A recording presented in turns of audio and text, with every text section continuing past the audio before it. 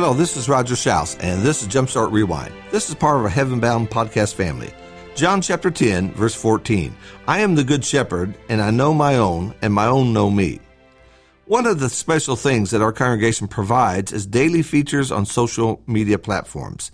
This blog, Jumpstarts, is released Monday through Friday. In addition, there are 3 podcasts called Heaven Bound that are broadcast every week. Another daily footprint that we have on social media is called our Quick Quotes. These are short, pithy statements intended to make us think and help us with our focus.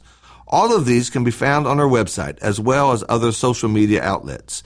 Recently, one of our Quick Quotes said this: "A good leader was once a good follower."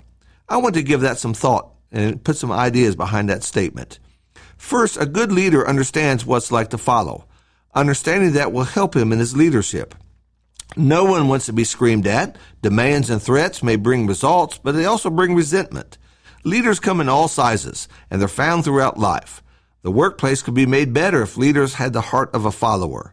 Position and power can destroy many leaders. 2 important aspects for us to consider that is both in the home and in the church. Sometimes parents forget what it's like to be a child. Kids make mistakes. They'll spill milk. They'll forget what you told them, and they don't think very deeply. Wanting a child to reason and behave like an adult is unfair and unfortunate because it simply won't work. Can you remember being a child? I remember practicing bowling in our house with my brothers. The bowling ball knocked over a table, a lamp, and nearly went through the picture window. Hitting a foul ball in the backyard, and the baseball broke out a basement window. Now, you have to understand, we lived next to the schoolyard. We had a big field to play ball in, but no, we had to play next to the house in our backyard. Learning grown-up principles such as saving money, telling the truth, being responsible, thinking beyond yourself takes time and patience. Parents, remember, you too once were a child. But this is also true within the church. There are mature Christians and there are those who are learning.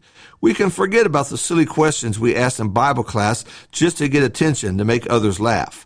Coming in at the last second when others were waiting for us, unsure whether we'd make it in time or not, and to do what we're supposed to do that day. Patience and growth helped us to mature.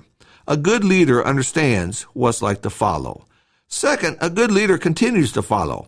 This is where our quick quote breaks down. It seems to imply that a good leader once followed, but now he doesn't. And I'm not sure if I buy into that. A good leader is always learning, growing, and by that, he is following. As a disciple, we will never stop following. This brings the thought that many elders or shepherds forget, and it's something that's missing from good shepherd concepts of John chapter 10. In John, Jesus brings the shepherd-sheep idea to what he was doing with his disciples. Jesus was the good shepherd. Jesus knows the sheep. He calls them by name. He goes before them. And the sheep listen to his voice. The sheep follow. We can see this picture in our minds of a shepherd and the sheep. But the one mistake in this analogy is that the shepherd is a human and the sheep are animals. The human was always a human and the sheep are always animals. In the kingdom of Christ, those that are shepherds of God's flock not only once were sheep, but they're still sheep. They will now wear 2 hats, the hat of the sheep and the hat of the shepherd. As the sheep need protection, guidance, and help, so does God's shepherds today. They need this because they're still sheep. The eldership oversees the individual shepherd. The eldership guides the individual shepherd, and the individual shepherd must be subject to the eldership. He cannot act independent of them because he is a shepherd. There can be not 2 sets of rules, one for the sheep and another for the leaders. That simply will not work. There are so many powerful books in the business world about connecting, leading, and confrontations and communications and influence that today's shepherds need to go through and consider. This is not an attempt to run the church like a business, not at all. But there are many parallels about dealing with people that would help the shepherds in the kingdom today.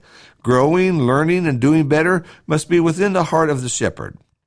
Third, those that lead with kindness and compassion develop a wonderful relationship with those who are guiding. Neglect, abuse, and dysfunction, be it at home or the church, cripples relationships and stunts the growth that could have taken place. A good leader remembers that he is a follower. That's a great thought before us. Thank you so much for listening.